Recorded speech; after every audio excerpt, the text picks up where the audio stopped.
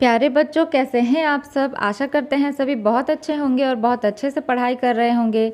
तो प्यारे बच्चों, आज की क्लास में हम लोग क्लास 11 का इकोनॉमिक्स का, ठीक है, इकोनॉमिक्स के बुक से हम लोग आज चैप्टर 1 और चैप्टर 2, ठीक है, ये हमारे इकोनॉमिक्स का फर्स्ट बुक रहेगा बच्चों। तो चैप्टर 1 और जो चैप्टर 2 है, इन दोनों चैप्टर से हम लोग very very important question answers को अभी रिवाइज करेंगे, कवर करेंगे और बहुत ही सरल और स्पष्ट भाषा में समझते हुए आगे बढ़ेंगे। भगवान का नाम लेकर आरंभ करते हैं। मेरे साथ बोलिए राधे राधे। हमारा पहला क्वेश्चन है, सांख्यिकी शब्द का प्रयोग किया जाता है। पहला होगा एक वचन में और दूसरा होगा बहुवचन में, ठीक है। तो इसका करेक्ट आंसर हो जाएगा ऑप्शन 3, दोनों, एक और दो में। चलिए नेक्स्ट देखते हैं। क्वेश्चन नंबर 2 है, सांख्यिकी का प्रयोग किया जाता है तो व्यवसायियों द्वारा, वैज्ञानिकों द्वारा या फिर अर्थशास्त्रियों द्वारा। तो इसका करेक्ट आंसर हो जाएगा इनमें सभी, यानी कि ऑप्शन 4। चलिए नेक्स्ट देखते हैं। क्वेश्चन नंबर 3 है, सांख्यिकी इसमें से जटिल तथ्यों को जटिल करती है या फिर तथ्यों को परस्पर तुलनीय बनाता है या फिर जटिल तथ्यों को स्पष्ट करती है। तो इसका आंसर हो जाएगा नंबर 2 और नंबर 3, यानी कि तथ्यों को परस्पर तुलनीय बनाता है और जटिल तथ्यों को स्पष्ट करती है, यानी कि ऑप्शन 4 हो जाएगा राइट आंसर। नेक्स्ट देखते हैं। क्वेश्चन नंबर 4 है, आधुनिक अर्थशास्त्र के पिता कौन थे। तो आधुनिक अर्थशास्त्र के पिता थे एडम स्मिथ। तो ऑप्शन 3 हो जाएगा करेक्ट आंसर। नेक्स्ट देखते हैं। क्वेश्चन नंबर 5 है, अर्थशास्त्र एक आदर्श विज्ञान है, यह किसका कथन है। तो इसका आंसर हो जाएगा ऑप्शन 2 पीगू, ठीक है। क्वेश्चन नंबर 6 है, अर्थशास्त्र की दुर्लभता संबंधी परिभाषा के प्रतिपादक कौन है। तो इसका आंसर हो जाएगा ऑप्शन 2 रॉबिन्स, ठीक है, ये हो जाएगा करेक्ट आंसर। नेक्स्ट देखते हैं। क्वेश्चन नंबर 7 है, प्रोफीसी महालानोबिस कौन है, ठीक है। तो इसका आंसर हो जाएगा अर्थशास्त्री है, तो ऑप्शन 1 हो जाएगा करेक्ट आंसर। क्वेश्चन नंबर 8 है, किसने कहा अर्थशास्त्र धन का विज्ञान है। तो इसका आंसर हो जाएगा एडम स्मिथ, यानी कि ऑप्शन 3। नेक्स्ट क्वेश्चन देखते हैं। क्वेश्चन नंबर 9 है, अर्थशास्त्र की आधुनिक परिभाषा को किस नाम से पुकारा जाता है। तो इसका आंसर हो जाएगा विकास केंद्रित, ठीक है, यानी कि ऑप्शन 4। तो 9 का आंसर हो जाएगा ऑप्शन 4। नेक्स्ट देखते हैं। क्वेश्चन नंबर 10 देखते हैं, अर्थशास्त्र विज्ञान एवं कला दोनों है, यह किसका कथन है। तो इसका आंसर हो जाएगा ऑप्शन 2 मार्शल का। नेक्स्ट क्वेश्चन देखते हैं। क्वेश्चन नंबर 11 है, अर्थशास्त्र अध्ययन करता है, ठीक है, किसका। तो इसका जो करेक्ट आंसर है वो हो जाएगा ऑप्शन नंबर 1 आर्थिक क्रियाओं का, ठीक है। अर्थशास्त्र अध्ययन करता है आर्थिक क्रियाओं का, तो ऑप्शन 1 हो गया करेक्ट आंसर। चलिए नेक्स्ट क्वेश्चन देखते हैं। क्वेश्चन नंबर 12 है, सांख्यिकी को अंग्रेजी में स्टैटिस्टिक्स कहते हैं, जिसकी उत्पत्ति जर्मन भाषा के निम्नांकित शब्द से हुई है। मतलब जर्मन भाषा के किस शब्द से हुई है। तो इसका आंसर हो जाएगा स्टैटिस्टिक, ठीक है। तो ऑप्शन 1 हो जाएगा इसका करेक्ट आंसर। नेक्स्ट देखते हैं। क्वेश्चन नंबर 13 है, निम्न में आर्थिक क्रिया की शाखा कौन सी है। तो इसका आंसर क्या हो जाएगा ऑप्शन 3 1 और 2 दोनों, यानी कि समष्टि अर्थशास्त्र और व्यष्टि अर्थशास्त्र दोनों। क्वेश्चन नंबर 14 है, एडम स्मिथ की वेल्थ ऑफ नेशंस कब प्रकाशित हुई थी, ठीक है। तो ये हुआ था 1776 ईस्वी में, तो ऑप्शन 1 हो जाएगा इसका करेक्ट आंसर। नेक्स्ट देखते हैं। क्वेश्चन नंबर 15 है, सांख्यिकी माध्यों का विज्ञान है, यह परिभाषा किसने दी है, अथवा सांख्यिकी गणना का विज्ञान है, यह कथन है किसका। तो इसका आंसर हो जाएगा A.L. बाउले, यानी कि ऑप्शन 1। क्वेश्चन नंबर 16 है, सांख्यिकी से आशय है या फिर सांख्यिकी लागू है, ठीक है, किस पे। तो इसका आंसर हो जाएगा केवल सम्मत या फिर केवल सांख्यिकी विधियां। तो इसका करेक्ट आंसर होगा ऑप्शन 1 और 2 दोनों, यानी कि ऑप्शन 3। चलिए नेक्स्ट देखते हैं। क्वेश्चन नंबर 17 है, अर्थशास्त्र उद्देश्यों के बीच तटस्थ समान है, किसने कहा। तो इसका आंसर हो जाएगा मार्शल ने, यानी कि ऑप्शन 2।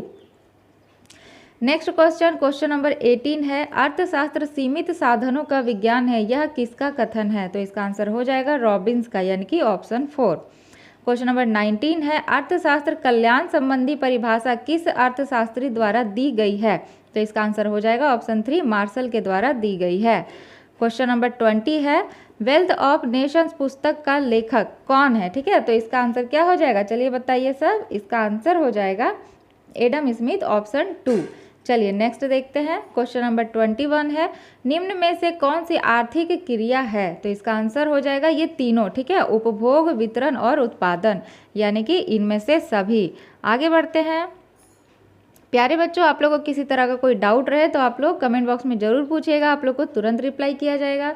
और वीडियो को पूरा ज़रूर देखिएगा ताकि कहीं कोई इंपॉर्टेंट प्रश्न आप लोगों से रह ना जाए। तो देखिए, हम लोग इसमें 1 और 2 चैप्टर को कंप्लीट करेंगे, फिर आने वाले वीडियोस में हम लोग बाकी के सारे चैप्टर्स को धीरे धीरे कंप्लीट करते जाएंगे। आप लोग तैयारी बहुत अच्छे से करिए क्योंकि समय बहुत कम रह गया है, ठीक है। चलिए आगे बढ़ते हैं। क्वेश्चन नंबर 22 है, सांख्यिकी का सामान्य महत्व है किससे? तो इसका करेक्ट आंसर हो जाएगा इनमें सभी, ठीक है। प्रशासन के लिए इसका महत्व या प्रशासन में महत्व, व्यवसाय में इसका महत्व, विज्ञान तथा अनुसंधान, तो ऑप्शन 4 हो जाएगा करेक्ट आंसर। क्वेश्चन नंबर 23 है, जीवन के सामान्य कारोबार वाक्यांश से क्या तात्पर्य है? तो इसका आंसर क्या हो जाएगा? इसका आंसर हो जाएगा ऑप्शन नंबर 3, ठीक है, मनुष्य का आर्थिक कार्य, यानी कि ऑप्शन 3। चलिए नेक्स्ट देखते हैं। क्वेश्चन नंबर 24 है, निम्न में से किसके अध्ययन का संबंध अर्थशास्त्र से नहीं है? ठीक है, तो देखिए, उत्पादन, उपभोग, वितरण, ये तो अर्थशास्त्र में ही आता है, तो इसमें से नहीं कौन सा हो जाएगा? तो हो जाएगा सरकार का गठन, ठीक है, तो ऑप्शन 4 हो गया करेक्ट आंसर। आगे बढ़ते हैं। क्वेश्चन नंबर 25 है, सांख्यिकी का जनक किसे कहा जाता है? तो इसका आंसर हो जाएगा गॉटफ्राइड अकेनवॉल, ठीक है, यानी कि ऑप्शन 4। चलिए नेक्स्ट देखते हैं। क्वेश्चन नंबर 26 है, बहुवचन में शब्द सांख्यिकी से क्या तात्पर्य है? तो इसका आंसर हो जाएगा इनमें से सभी, यानी कि संख्यात्मक मान, सांख्यिकी तथ्य और आंकड़ा, ये सभी हो जाएगा, ठीक है, तो ऑप्शन 4 करेक्ट होगा। चलिए नेक्स्ट देखते हैं।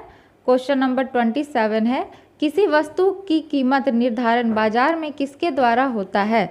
तो इसका आंसर हो जाएगा मांग और पूर्ति दोनों के द्वारा, ठीक है, यानी कि कितना मांग है और कितना पूर्ति है, इसी के आधार पे कीमत निर्धारण किया जाता है, तो ऑप्शन 3 हो जाएगा करेक्ट आंसर। क्वेश्चन नंबर 28 है, भारतीय सांख्यिकी संस्थान कहाँ अवस्थित है? तो इसका आंसर हो जाएगा कोलकाता में, यानी कि ऑप्शन 3। नेक्स्ट देखते हैं। क्वेश्चन नंबर 29 है, अर्थशास्त्र जीवन के सामान्य कारोबार के संदर्भ में मनुष्य का अध्ययन है, यह कथन किस अर्थशास्त्री का है? ठीक है, तो इसका आंसर हो जाएगा अल्फ्रेड मार्शल, यानी कि ऑप्शन 2। नेक्स्ट देखते हैं।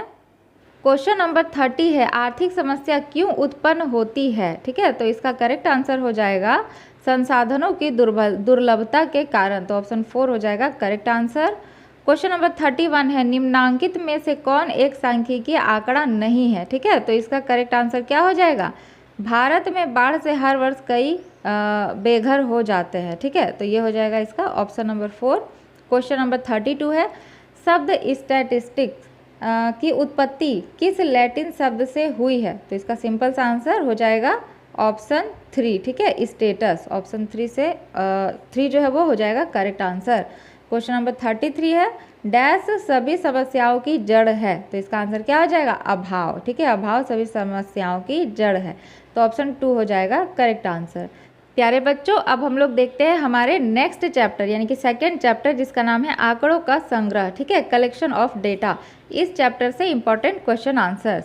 तो इस चैप्टर से हमारा सबसे पहला क्वेश्चन है, प्राथमिक आंकड़े होते हैं। ठीक है, क्या होते हैं? तो इसका आंसर हो जाएगा अनुसंधानकर्ता द्वारा एकत्रित आंकड़ा, तो ऑप्शन 2 हो जाएगा इसका करेक्ट आंसर।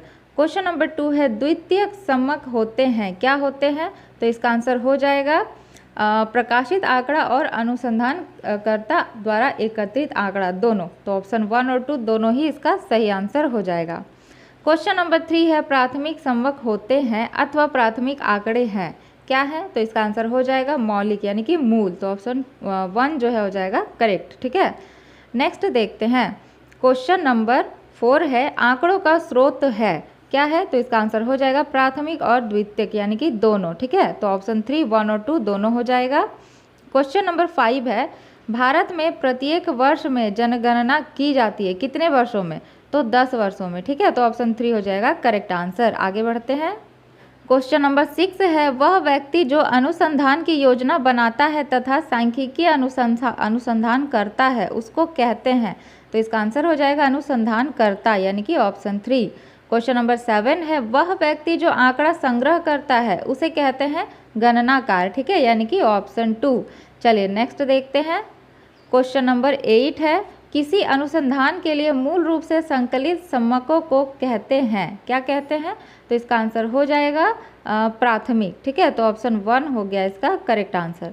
क्वेश्चन नंबर 9 है, यदि समग्र में से कुछ चुनी हुई इकाइयों का अध्ययन किया जाता है तो उसे कहते हैं, क्या कहते हैं? तो उसे कहते हैं प्रतिदर्श अनुसंधान, यानी कि ऑप्शन 2, ठीक है। चलिए आगे बढ़ते हैं।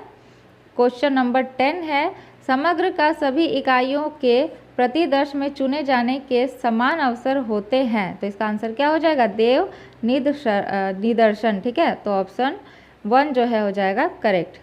चलिए आगे बढ़ते हैं। क्वेश्चन नंबर 11 है, द्वितीय आंकड़े प्राप्त करने के लिए किस विधि का प्रयोग किया जाता है? तो इसका आंसर हो जाएगा प्रकाशित स्रोत विधि का प्रयोग किया जाता है, तो ऑप्शन 1 हो जाएगा correct answer. Next question number 12 है, समग्र की प्रत्येक इकाई का अध्ययन किया जाता है अथवा, मतलब दो तरह से क्वेश्चन पूछ सकता है, अथवा किसी अनुसंधान से संबंधित समग्र या जनसंख्या की सभी इकाइयों का अध्ययन किया जाता है तो उसी विधि को कहा जाता है संगणना प्रणाली, यानी कि ऑप्शन 1। चलिए नेक्स्ट देखते हैं। क्वेश्चन नंबर 13 है, निम्नांकित एक निदर्शन विधि के लाभ हैं, ठीक है, निम्नांकित में से, तो क्या हो जाएगा? इसमें से तीनों ही हो जाएगा, ठीक है, मितव्ययिता, वैज्ञानिक, शीघ्र निष्कर्ष, तो इनमें से सभी करेक्ट आंसर हो जाएगा। क्वेश्चन नंबर 14 है, निम्न में से एक प्रत्यक्ष व्यक्ति अनुसंधान के एक लाभ हैं, तो इसका आंसर हो जाएगा शुद्धता, यानी कि ऑप्शन 1। चलिए नेक्स्ट देखते हैं। क्वेश्चन नंबर 15 है, प्रश्नावली का प्रयोग किया जाता है किस में? तो इसका आंसर हो जाएगा सर्वेक्षण में, यानी कि ऑप्शन 4। क्वेश्चन नंबर 16 है, एक श्रेष्ठ प्रश्नावली के गुण है, तो इसका करेक्ट आंसर हो जाएगा सरलता, प्रश्नों की सीमित संख्या, प्रश्नों का उचित क्रम, यानी कि ऑप्शन 4 हो जाएगा राइट आंसर, ठीक है। आगे बढ़ते हैं प्यारे बच्चों। क्वेश्चन नंबर 17 है, डाक द्वारा प्रश्नावली भेजकर सूचनाएं संग्रहित करना उपयुक्त होता है, वहाँ सूचक शिक्षित होते हैं। क्वेश्चन नंबर 4 जो है ये हो जाएगा करेक्ट आंसर। क्वेश्चन नंबर 18 है, प्राथमिक समकक्ष अनुसंधानकर्ता प्राप्त करता है, ठीक है, तो इसका आंसर हो जाएगा स्वयं, यानी कि ऑप्शन 1। क्वेश्चन नंबर 19 है, समाचार पत्र किस प्रकार के आंकड़े का स्रोत है? तो इसका आंसर हो जाएगा द्वितक, यानी कि ऑप्शन 2 हो जाएगा करेक्ट आंसर। इसी के साथ प्यारे बच्चों क्लास 11 इकोनॉमिक्स का जो इम्पॉर्टेंट MCQ है, ऑब्जेक्टिव क्वेश्चन है, वो हम लोग अभी रिवीजन किए हैं। आप लोग चैनल को सब्सक्राइब करिए, वीडियो को पूरा ज़रूर देखिए, और साथ ही किसी तरह का कोई भी डाउट रहे तो कमेंट बॉक्स में ज़रूर बताइएगा, आप लोग को तुरंत रिप्लाई किया जाएगा। प्यारे बच्चों नेक्स्ट वीडियो में हम लोग और भी बहुत सारे इंपॉर्टेंट क्वेश्चंस को डिस्कस करेंगे। चलिए जल्दी मिलते हैं नेक्स्ट क्लास में।